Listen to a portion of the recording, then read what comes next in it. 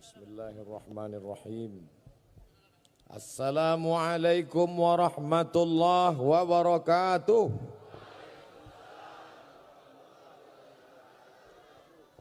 Dari bunyi sambutan salamnya nampaknya banyak yang belum buka puasa. InsyaAllah kita semua dimuliakan Allah subhanahu wa ta'ala. Bersyukur kepada Allah dengan ucapan Alhamdulillahi Rabbil Alamin. Berselawat kepada Rasulullah dengan mengucapkan Allahumma salli ala Sayyidina Muhammad wa ala ali Sayyidina Muhammad. Saya datang ke Jakarta, sampai di Jakarta melihat kali. Di sebelah kanan saya Pak Usman Sabta, lebih ganteng yang asli.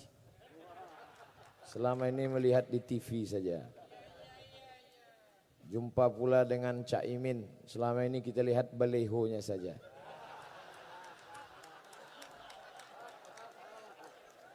Jumpa pula dengan Bapak Dr. Zulkifli Hasan.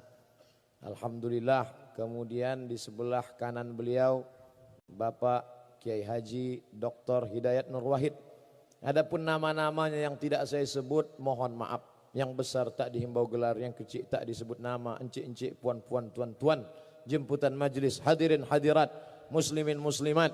Ada saudaraku yang satu akidah, tapi mungkin kau bukan saudaraku satu akidah, tapi dipersaudarakan dalam negara kesatuan Republik Indonesia. Kita semua insya Allah dimuliakan Allah Tuhan yang Maha Kuasa. Amin. Ya Rabbal Alamin.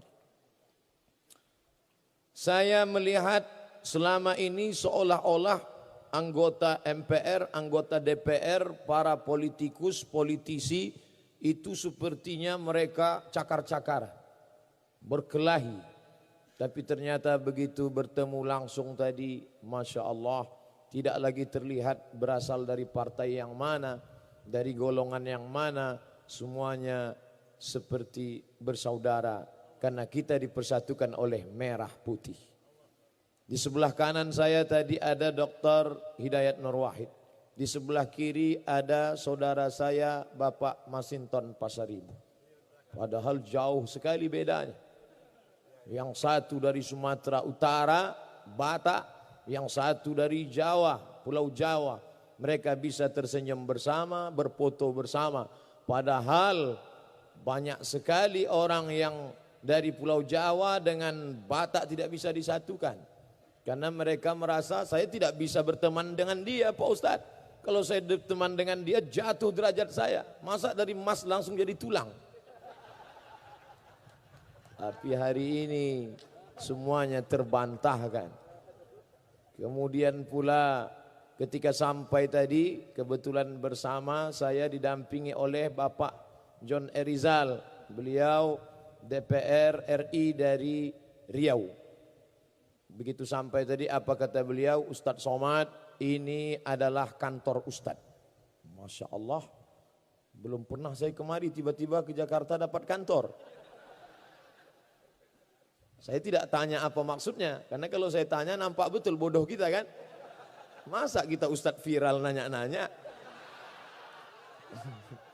Jadi saya ngangguk-ngangguk aja. Macam-macam tahu aja.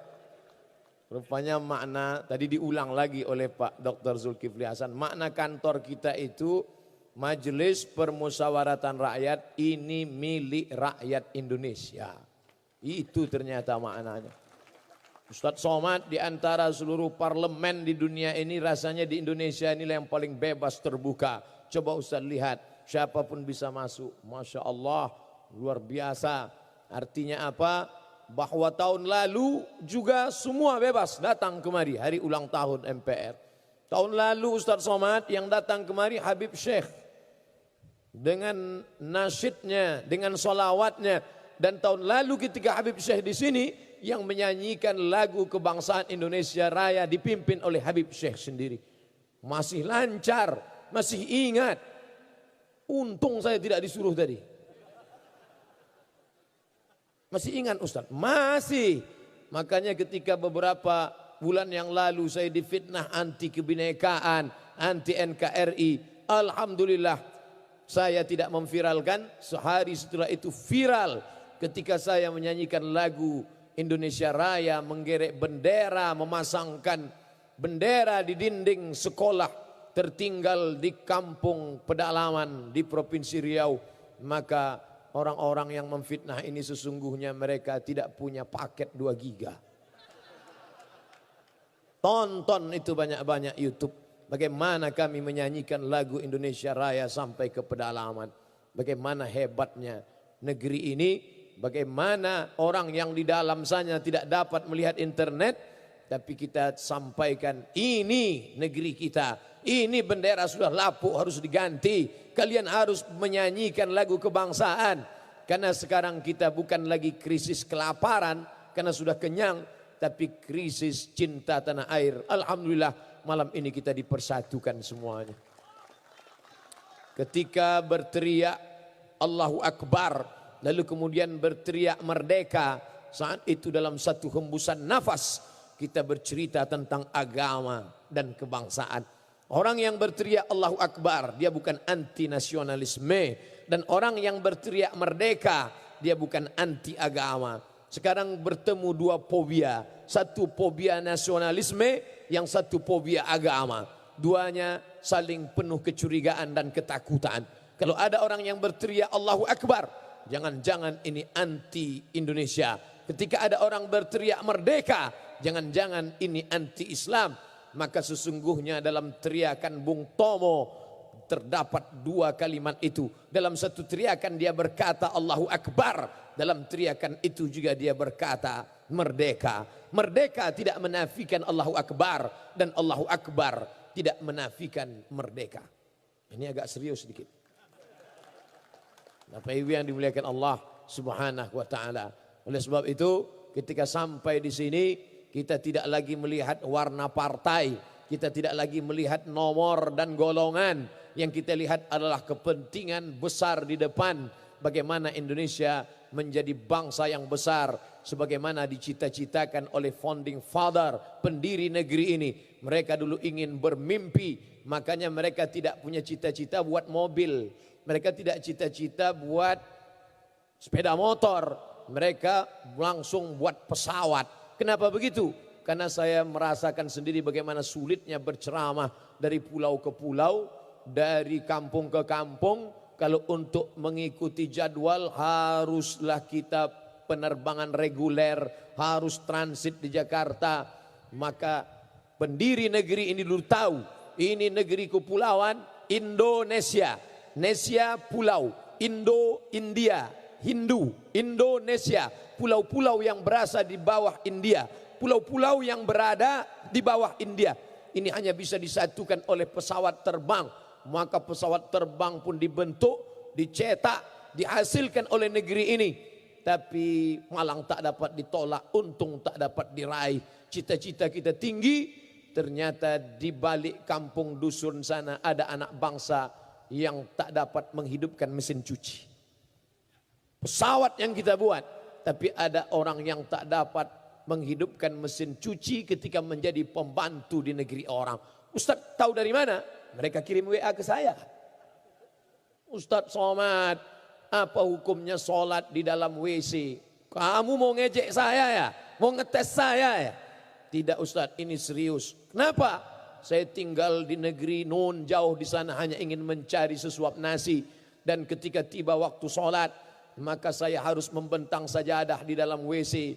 Karena supervisor saya kejam, tidak boleh ada waktu yang terbuang. Time is money, waktu adalah uang. Meleleh air mata membalas WA mereka, tapi air mata tak dapat menghapus kesedihan mereka. Ketika saya ke Hong Kong, saya tahu semuanya, tahu bahwa saya memang tak masuk ke dalam. Begitu sampai di airport langsung dipulangkan lagi. Saya masih sakit hati, tapi lebih menyakitkan lagi ketika kita menceritakan kesusahan kita, orang ketawa. Begitu sampai saya masuk lagi ke dalam, tiba-tiba ada salah seorang pahlawan devisa kita duduk di samping saya. Apa kata dia? Ustaz Somad ya? Ya. Loh katanya ceramah jadwal di sini, saya nggak bisa masuk. Alhamdulillah. Kenapa? Saya bisa foto. Dia ceritakan dalam perjalanan itu bagaimana suka dukanya mencari nafkah. Tolonglah Ustadz, negeri kita gemah ripah loh jenawi, untayan zamrud katulistiwa, tongkat dan batu jadi tanaman. Loh, kok persis seperti bunyi ceramah saya? Saya selalu nonton YouTube Ustadz. Gitu. Saya mulai khawatir, jangan-jangan dia belum nikah. Rupanya suami saya menunggu di rumah Ustadz, menjaga anak-anak. Saya harus mencari nafkah di tempat yang jauh. Apa maknanya? Negeri kita yang besar dengan segenap potensi alam sumber daya manusianya, maka memerlukan ke depan. Kalau kita berkelahi, tercabik-cabik, terombang-ambing, dipukul ombak, dihempas gelombang, apa yang dapat kita lakukan di masa akan datang? Oleh sebab itu merupakan kehormatan yang luar biasa. Saya diundang di hadapan para pimpinan MPR, para anggota legislatif, di hadapan masyarakat, di hadapan saudara seakidah, sebangsa setanah air. Maka ini kebahagiaan yang luar biasa. Tidak disetting, tidak dibuat-buat, tidak direncanakan. Setiap datang tuduhan bertubi-tubi, 2 hari setelah itu pasti Allah Ta'ala menggantinya dengan ganti yang luar biasa. Dulu saya dituduh anti NKRI, sehari setelah itu langsung diundang oleh Mabes TNI. Viral. Saya dituduh tidak termasuk dalam 200 ustadz yang direkomendasi. Sehari setelah itu langsung diundang oleh Hakim Agung. Padahal saya tidak pernah minta undang, diam-diam saya SMS WA, tidak ada. Begitu juga dengan ini. Terjadi penolakan tausiah saya di suatu tempat, tidak boleh disebut namanya, menjaga kode etik jurnalistik. Lalu kemudian saya diundang hari ini. Dan saya memang menunggu momen foto-foto dengan pimpinan MPR ini. Cuman saya enggak minta. Saya enggak minta apa foto Pak, enggak. Tentu kita jaga image kan. Makanya begitu tadi mereka mengatakan foto Pak Ustadz, dalam hati saya, inilah yang kita tunggu-tunggu. Masya Allah, luar biasa. Aku tak pernah mencari engkau, engkau tak pernah mencari aku. Allah yang mempertemukan kita. Oleh sebab itu maka kebahagiaan yang luar biasa malam ini. Di mana-mana saya tausiah 60 menit sesuai yang tertulis di botol 600 ml. Sengaja tulisannya dilepas biar saya tidak melihat dan disediakan 2 gelas. Masya Allah. Dan ada bisik-bisik tadi, TV One memang beda. Malam ini kita direkam dan akan disiarkan. Siaran tunda, Ustadz harus bicara 75 menit. Lama juga ini dalam hati saya. Sengaja saya sampaikan dari awal supaya nanti kalau Bapak Ibu melihat kenapa Ustadz ini tidak berhenti, maklum karena belum habis 75 menit. Bapak Ibu yang dimuliakan Allah Subhanahu wa taala. Andai di antara Bapak Ibu ada yang lelah, capek, letih tidak mendengar ceramah ini, menunduk saja. Itu tanda setuju. Karena dalam hadis dikatakan as-sukutu alamatur ridha, diam tanda setuju.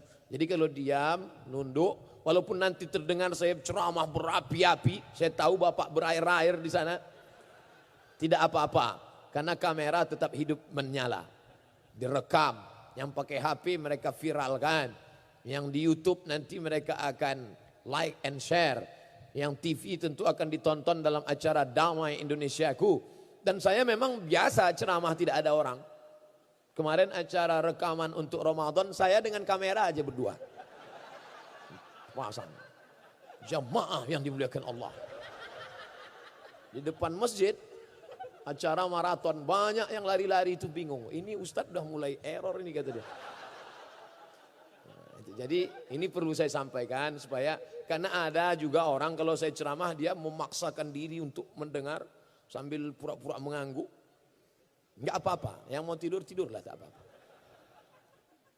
Artinya apa? Bahwa kita sedang berada di kantor kita, di rumah kita. Bapak Ibu jangan heran, kenapa Ustadz bicaranya tidak formal-formal betul. Ini kan orang-orang terhormat, dipilih-pilih rakyat. Orang yang duduk di hadapan ini Bapak Ibu, perjuangannya luar biasa. Berapa baleho mereka? Berapa itu?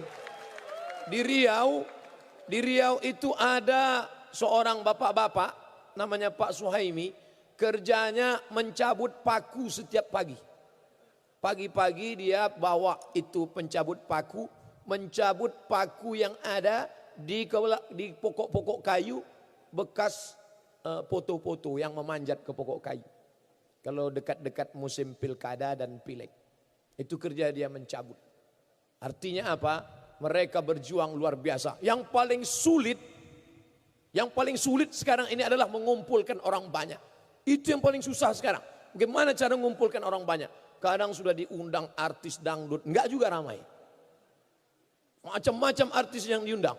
Ada artis yang tinggi 170 dipakai baju 100 cm. Ditarik ke atas terbuka ke bawah, diturunkan bawah terbuka di atas. Ada pakaiannya sopan, bajunya panjang, roknya panjang, resleting belum dipasang. Macam-macam. Ustadz kok tahu? Ngeliat juga dikit. Itu. Nah, jadi yang paling susah itu ngumpulkan orang banyak. Payah ngumpulkan orang banyak itu sekarang. Macam-macam. Kadang sembako sudah dikumpulkan, enggak juga datang.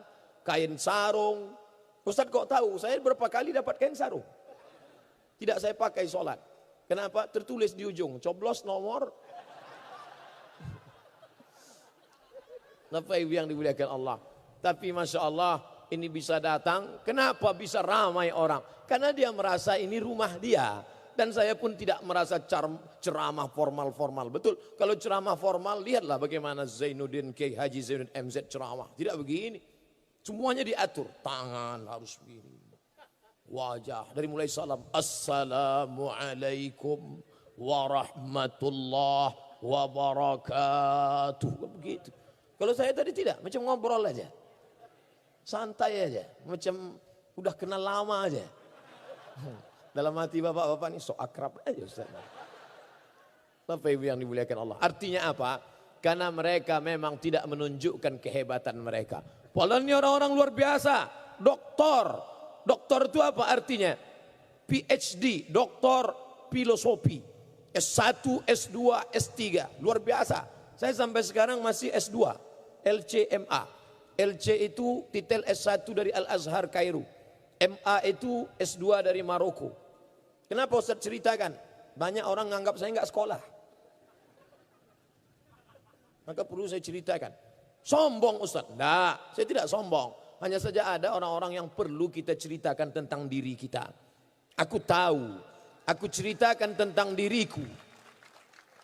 Kawan tidak merubah menjadi lebih sayang dan musuh tidak akan berubah menjadi cinta. Aku tahu ketika aku ceritakan diriku bukan untuk merubah kawan lebih sayang, bukan untuk merubah musuh menjadi cinta. Aku hanya ingin menceritakan bahwa inilah aku. Laisal fata may yaqulu kana abi. Orang yang jantan, gentleman, tidak berkata bapakku, moyangku, tapi yang berkata ha anadha, inilah aku. Sombong Ustaz? Tidak. At-takabbur lil mutakabbir sedekah. Sombong kepada orang yang sombong itu sedekah. Wah, kalau gitu Ustaz ngomongnya sombong sekali, tersinggung saya. Jangan tersinggung. Mendengar ceramah saya jangan tersinggung. Karena di beberapa tempat ada yang tersinggung dengar ceramah saya, 2 hari setelah itu meninggal. Saya bukan nakut-nakuti, enggak. Dan saya tidak pula mengatakan saya hebat, tidak. Hanya memang ajalnya sudah sampai. Itu saja. Dan beberapa orang yang divonis mati, begitu mendengar ceramah saya tidak jadi mati. Saya ceramah di suatu tempat. Selesai acara datang ketua panitianya. Ustadz Somad, ya saya sudah masuk rumah sakit. Di mana? Cipto Mangunkusumo. Masya Allah, hebat itu rumah sakit. Ustadz pernah ke sana? Belum. Dengar aja di TV. Saya sudah divonis koma Pak Ustadz. Koma itu Bapak Ibu tahu, sedikit lagi titik. Koma itu bunyinya belum panjang, masih ada putus-putusnya. Tit, tit, tit, tit, tit, tit. Itu koma. Kalau titik itu panjang dia. Tit, titik. Koma dia. Datang dokter mengatakan, bawa ini pulang ke rumah. Istri menangis. Orang kampung sudah tak ada harapan. Bawa pulang ke rumah. Tiba-tiba sebelum dicopot itu alat-alat di ruang ICU itu, Tiba-tiba dia tersadar, terbangun dan terduduk dari kursi itu. Sadar dia sehat. Dokter heran. Dokter nanya, "Bapak kok tiba-tiba sehat? Apa yang Bapak lihat dalam koma itu?" Apa kata dia? "Saat saya koma itu, tiba-tiba ada seseorang datang dan bertanya kepada saya, 'Kapan tablik akbar?' Maka saya tersentak, terbangun. Saya punya hutang, harus buat tablik akbar." Dokter nanya, "Yang datang itu siapa?" "Ustadz Somad." Dibentuknya tim panitia tablik akbar. Selesai acara, saya percaya nggak percaya, saya datangi dia. "Apa betul Bapak mengalami begini-begini?" "Betul Pak Ustadz." "Jadi yang datang waktu koma itu memang betul-betul saya?" "Memang Ustadz. Bukan yang lain, bukan yang lain." Lama saya berpikir, padahal saya nggak ada mendatangi dia. Kenapa saya bisa datang saat dia koma? Lalu saya tanya dia perlahan-lahan, "Bapak sebelum tidur dengar ceramah siapa?" "Ceramah Ustadz." "Oh. Pagi kalau mau berangkat tempat kerja dengar ceramah saya?" "Ceramah Ustadz." "Sampai di tempat kerja kalau ada waktu luang dengar ceramah saya?" "Ceramah Ustadz." Baru saya paham, rupanya saat kita koma mau sakratul maut, apa yang selalu kita dengar, apa yang selalu kita lihat, apa yang selalu kita pikirkan, itulah yang akan datang ketika kita sedang koma. Makanya hati-hati yang selalu nonton sinetron Korea. Kira-kira siapa yang datang waktu koma itu? Hati-hati yang hobi Bollywood. Kalau yang senang artis yang selalu solawat yang cantik itu nggak apa-apa. Karena masih solawat isinya. Kalau ada bapak yang senang itu nanti waktu koma nyanyi dia.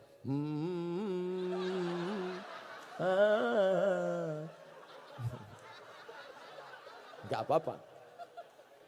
Berhati-hati kalau nyimpan-nyimpan simpanan selingkuhan, hati-hati.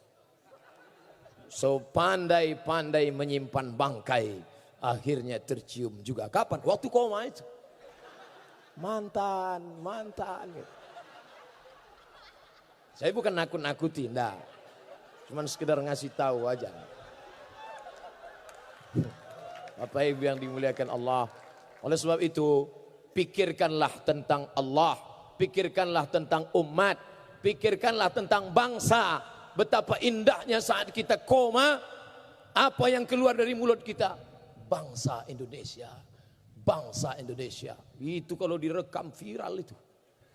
Anggota MPR berada di ruang ICU membisikkan bangsaku, bangsaku. Oh, luar biasa itu. Tapi bayangkan kalau ada di antara bapak dan ibu sedang terbujur kaku, yang keluar dari mulutnya apa? Keong racun kucing garong. Cinta satu malam.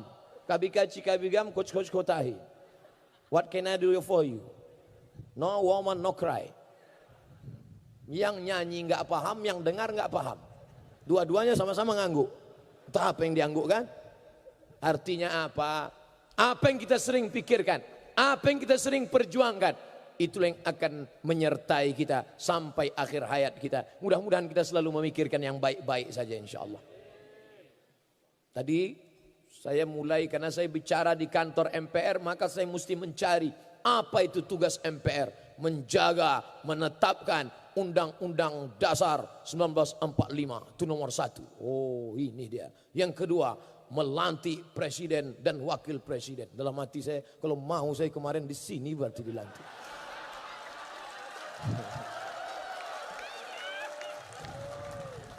Banyak orang khawatir kalau saya ceramah. Kalau saya pergi ceramah dihadang, nggak boleh datang. Untuk apa? Menghadang saya itu untuk apa? Saya tidak mau. Untuk apa? Ketika saya berkata, perjuangkanlah ini dengan tanda tanganmu. Perjuangkan kebaikan dengan kekuasaan. Disangka orang saya mau mengiklankan diri saya. Enggak mas. Saya enggak mau. Saya hanya ingin menjelaskan kepada umat bahwa kalau kau ingin berbuat sesuai dengan apa yang kau bisa. Kalau engkau bisa sebagai guru TK, ya kau didik anak-anak di sana. Jangan sepelekan guru TK. Kenapa Ustaz tahu guru TK itu hebat? Saya diundang ke TK dan tidak ada satu anak TK mau mendengar. Berikut ini kami panggil Al-Mukarram Haji Abdul Somad LCMA, Ustadz yang sedang kondang saat ini, kata gurunya. Anak-anak itu tidak ada satupun yang mendengar. Saya pun naik ke atas. Assalamualaikum warahmatullah. Satu pun gak ada yang menjawab. Bingung saya. Situlah baru saya tahu guru TK itu luar biasa. Akhirnya saya merasa rendah. Tidak ada apa-apanya. Akhirnya saya panggil, ibu kepala TK, bisa bantu saya? Pucat saya. Bisa Pak Ustadz. Akhirnya ibu itu kecil maju. Apa kata si ibu? Anak-anak tenang ya. Semua diam. Baru saya sadar. Hai Abdul Somad, kau tak ada apa-apanya. Artinya apa? Jangan kau katakan pisau silet itu tidak tajam. Karena dia tidak bisa memotong batang kelapa. Dan jangan kau katakan kampak itu tumpul. Karena dia tidak bisa mencukur kumis. Semuanya ada porsinya masing-masing.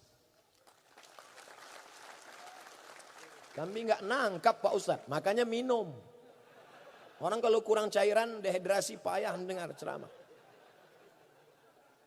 Semua kita punya porsi masing-masing. Saya bukan politisi, saya bukan politikus. Saya akademisi, intelektual, ustadz. Saya menjelaskan tentang agama saya. Saya menjelaskan tentang rahmatan lil alamin. Oleh sebab itu maka ketika saya berbicara tentang kekuasaan, tentang Islam, tentang hebatnya politik, maka saya tidak mengiklankan diri saya. Oleh sebab itu jangan khawatir saya akan bangkit. Saya sudah lama tegak berdiri. Tapi saya katakan sampai akhir hayat saya ingin menjadi ustadz. Ini ceramah ini tidak tahan lama. Paling-paling 10 tahun ini menggelegar. Sekarang masih kuat lagi. Allahu Akbar. Masih. Tapi 10 tahun lagi begitu ditarik. Allah. Kuat. Jadi 10 tahun lagi Ustadz mau ngapa? Saya akan mengajar mengaji di dekat rumah saya. Duduk, tenang. Saat itu 20-30 tahun akan datang. Sekarang umur 41. Walaupun banyak yang mengatakan 27. 30 tahun lagi saya tidak lagi bisa tausiah. Saya akan duduk di dekat rumah. Anak-anak keliling akan datang membaca Quran. Ustadz tidak khawatir mereka nanti akan mengejek Ustadz. Saya tidak ragu. Kalau mereka ejek-ejek, Ustadz. Saya tidak akan marah. Kenapa? Mata saya sudah rabun. Tidak bisa melihat mereka. Nanti kalau mereka ribut Pak Ustadz. Ustadz ngajar ngaji mereka ribut di sana. Saya tidak akan ambil pusing. Telinga saya sudah tuli. Saya tidak dengar keributan mereka. Tapi saya tidak ingin sunyi di tengah keramaian. Saya ingin menikmati hidup. Saya datang ke rumah salah seorang guru besar di bulan suci Ramadan, ingin menyenangkan hatinya, ingin melihat bagaimana dia di bulan suci Ramadan. Meleleh air matanya, anakku, aku ramai dulu, tapi sekarang aku sunyi di tengah keramaian. Dulu yang selalu datang sekarang tak lagi datang. Dulu yang mengantarkan aku sekarang sudah pergi menjauh. Anak-anak bapak mana? Sibuk dengan istri dan menantu-menantu. Anakku sayang, tapi menantuku itu yang kurang ajar. Cucu bapak mana? Sibuk dengan gadgetnya. Tak ada mereka menjenguk bapak. Ada. Dijenguknya aku akhir pekan. Tapi kami duduk. Apa namanya? Silent generation. Cucuku sibuk tertawa sendiri. Menantuku pula sibuk dengan WA-nya. Anakku pula sibuk dengan selfie-nya. Tinggallah aku menonton berita. Apa yang bapak lihat? TV One memang beda. Untung masih engkau ada di sana nak, dalam acara Damai Indonesiaku. Masih terhibur aku melihat engkau di sana. Kau adalah salah satu muridku. Padahal saya tak tamat di sekolah itu. Sekarang banyak orang ngaku saya muridnya. Artinya apa? Bahwa ada masanya kita sunyi di tengah keramaian. Lalu lintas hiruk pikuk. Tapi kita sedang sunyi, sepi. Dan kita tak ingin hari-hari itu terjadi pada diri kita. Hari berganti, musim berubah. Bulan begitu indah. Saya sebenarnya ingin mencontohkan bulan begitu indah. Malang tak dapat ditolak, untung tak dapat diraih. Tak nampak bulan. Bulan yang indah, bulan 15, purnama sedang menampakkan cahayanya. Tapi berapa lama purnama itu saudaraku? Purnama tak lama, 15, 16, 17, 18, masuk 20, 21. Bulan yang begitu indah. Tak lama sesudah itu hanya bongkahan batu-batu, hanya bongkahan kerikil-kerikil yang tak bermakna, gelap. Sampai masanya juga begitu. Begitulah hidup manusia. Hebat, tinggi, berkuasa. Sampai akhirnya turun, down, hilang, mati. Kalau mati tidak apa-apa, setengah mati. Begitu juga perempuan. Perempuan adalah kuntum. Setelah kuntum dia akan mekar. Setelah mekar dia akan harum mewangi. Setelah itu dia mulai kuncup. Setelah itu dia pun menguning dan mati. Oleh sebab itu maka kita mesti tahu hakikat hidup. Bahwa hari ini adalah pengabdian. Semua yang berada di atas pentas ini akan turun ke bawah. Di sana ada tanah. Dan ini adalah pentas. Dari atas, dari dalam tanah naik ke atas tanah. Dengan lampu yang berkilau. Dengan balehu-balehu yang Masya Allah. Kenapa gambar saya tak ada? Rupanya ada di sini. Ada. Kenapa khawatir? Jangan takut, jangan cemas. Saya bisa mengatakan itu karena saya sudah pastikan memang ada di belakang. Masya Allah, tabarakallah. Tapi sampai masanya semua yang berdiri di pentas ini akan turun. Protokol pertama membuka. Setelah itu dia berhenti. Protokol yang pertama membuka. Setelah itu dia turun ke bawah. Setelah itu naik.